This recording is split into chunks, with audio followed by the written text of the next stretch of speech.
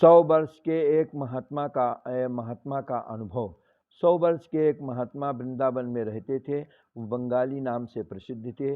उनके दर्शन के लिए, मार्गदर्शन के लिए, उनसे मार्गदर्शन के लिए बड़े बड़े संत महात्मा उनके पास जाया करते थे और उनसे मार्गदर्शन लेते थे। उड़िया बाबा आज महान संत जो है उनके पास जाते थे और उनके साधना के से जो है साधना के विषय में प्रश्न करते थे। एक बार ये उड़िया बाबा जो है वो उनके पास पहुँचे और उन्होंने का प्रश्न निवेदन किया, महाराज अपने जीवन के साधना के कुछ अनुभव हमें बताएं। उन्होंने कहा कि भाई हम अपने जीवन की साधना का अनुभव बताते हैं, हमारे सामने लाखों करोड़ों अरबों रुपया रख दिया जाए हम उसकी तरफ आकृष्ट नहीं होंगे, लेकिन एकांत में अगर कोई युवती हमारे सामने आ जाए तो हम अपने विषय में कुछ नहीं कह सकते, अर्थात हमें उस समय हमें अपने मन पर कोई विश्वास नहीं है। इस प्रकार जो है काम जो है उचित है, ये 4 पुरुषार्थों में से एक है और ये आवश्यक है, लेकिन ये जब तक सीमा में रहे तभी तक जो है ये जो है हमारे लिए उपयोगी है। इसीलिए भगवान कृष्ण ने गीता में कहा है कि धर्मा विरुद्धो कामो हम भर्तर्षभ। हे अर्जुन, जो धर्म के अविरुद्ध काम है वो मैं हूँ। तो काम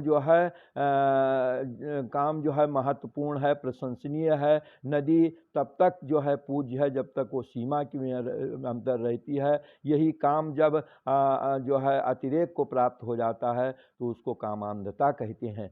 बड़े बड़े ऋषि मुनि जो है इस काम से पराभूत हो गए हैं। विश्वामित्र पराशर प्रभृत्यो वाताम पर्णासना स्टेप स्त्री मुख पंकजम सुललितम दृष्टयो मोहम गताः।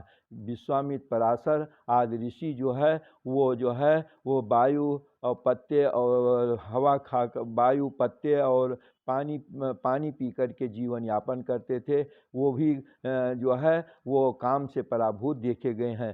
तो देव स्त्री मुख पंकजम सुललितम दृष्टयो मोहम गता शाल्यन्नम सघृतम पयोधितम ते भुंजते मानवा तेषाम इंद्रिय निग्रहो यद भवेत विंध्या प्रवेत सागरे। जो चावल दही और दूध और मिष्ठान और जो है मेवा आदि जो है वस्तुओं को खाते हैं, उनके लिए ऋषियों ने बताया कि वह अगर अपने इंद्रियों का संयम कर लिए तो ये समझना चाहिए कि मानो विंध्याचल पर्वत जो है वो समुद्र पर तैर गया। ये जो है इसके लिए कहा जाता है कि साग पात जो खात हैं तिनको बाढ़े काम, हलवा पूरी जो चखें तिनकी जाने राम। तो काम जो है आवश्यक है, लेकिन ये सीमा में एक रहना चाहिए।